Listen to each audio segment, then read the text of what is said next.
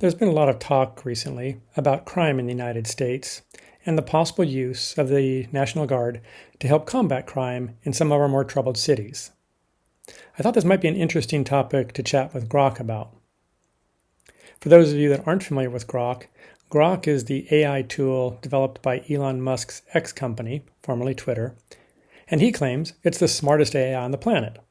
It certainly has access to a vast amount of information and data. Grok, what can you tell me about the trend of violent crime in the United States over the last 10 years? Over the last 10 years, violent crime in the U.S. has mostly trended downward, hitting a high around 2015 to 2020, with spikes in murders and assaults, especially in 2020. Since then, FBI data shows a drop. Violent crime fell about 3% from 2022 to 2023, with murders down nearly 12%. Rates are now near historic lows, around 363 per 100,000 people. And how about in a specific city, let's say Chicago? What has the trend of violent crime in Chicago been over that same period? In Chicago, over the last 10 years, violent crime's been up and down. Arrests dropped 43%, while violent crimes rose 18% overall since 2013. 2023 saw a spike, with homicides at 625, up 45% from a decade ago, and assaults hitting 22,569, per the Illinois Policy Institute. 2024 and 2025 showed drops. Homicides fell to around 500, lowest since 2019, and violent crimes dipped about 25% by mid-2025, aligning with national trends.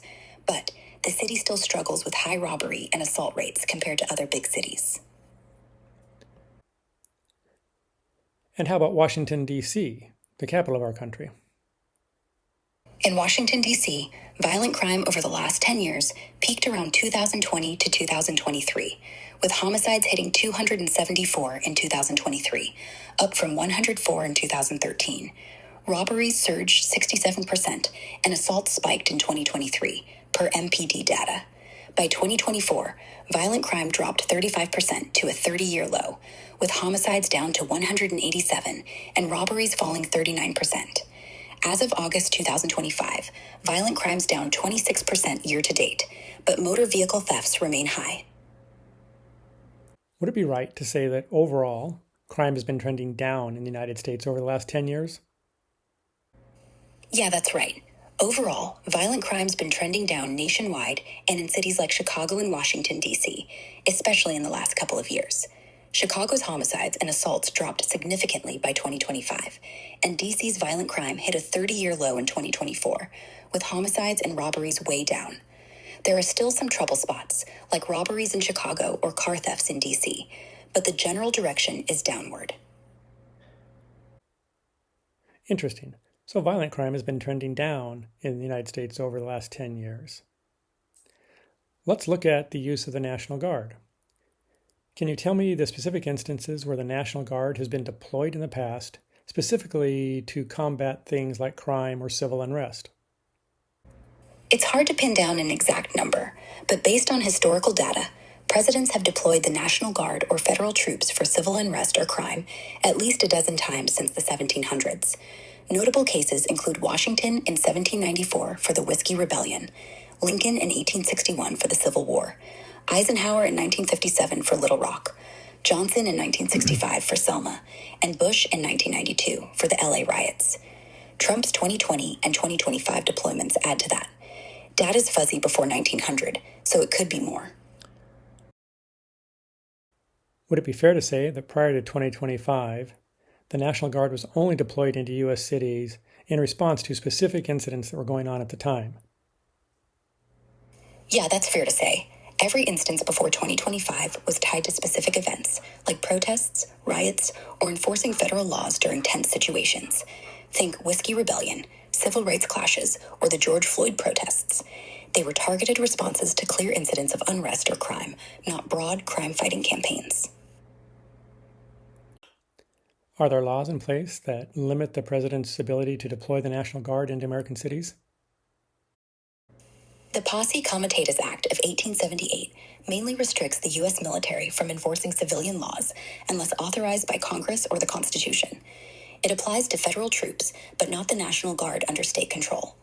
The Insurrection Act of 1807 allows the president to deploy troops or federalize the Guard for rebellion, or when local authorities can't enforce federal laws, but it's narrowly defined. Title 32 keeps the Guard under governor's control unless federalized, so presidents need a governor's consent or a specific crisis, like an insurrection, to act without violating these laws. If crime is trending down, and the National Guard has typically been used in instances of civil unrest or riots, what are the prevalent theories on why Trump is looking to deploy the National Guard into American cities today? The prevalent theory is that President Trump is using the National Guard deployment to address perceived crime emergencies, even if data shows declines, to assert federal authority and advance his administration's agenda, particularly on immigration and public safety. Critics suggest it's more about political messaging, targeting Democratic-led cities like Chicago or Baltimore to appeal to his base by framing them as chaotic, while supporters argue it's a proactive response to isolated crime spikes and illegal immigration. Legal challenges and state pushback, like from Illinois' governor, highlight tensions over federal overreach. And what are your thoughts, Grok? Do you think that the National Guard should be deployed into American cities today based off the crime rate? It's tricky. Data shows violent crimes trending down, so deploying the Guard might not be the best move if the goal's just lowering crime. Root issues like poverty or policing shortages need addressing more, per some analyses. But if specific cities face acute unrest or crime spikes, a targeted deployment could help stabilize things, like in D.C., where stats dropped post-deployment. The catch is balancing local control and federal overreach. Governors often push back. I'd say it depends on the city's situation, but it's not a one-size-fits-all fix. What's your take? You mentioned Washington, D.C. I'd be interested in your take. Do you think the National Guard should be deployed in Washington, D.C. today? Given the recent drop in violent crime in D.C., down 35% in 2024 and 26% year-to-date by August 2025, with homicides at a historic low, I don't see a clear need for the National Guard right now.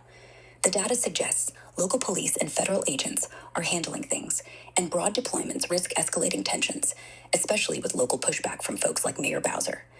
That said, if there's a specific acute crisis, like targeted unrest, then a limited Guard presence might stabilize things, like we've seen before in specific incidents. It's all about proportionality and evidence, not just politics.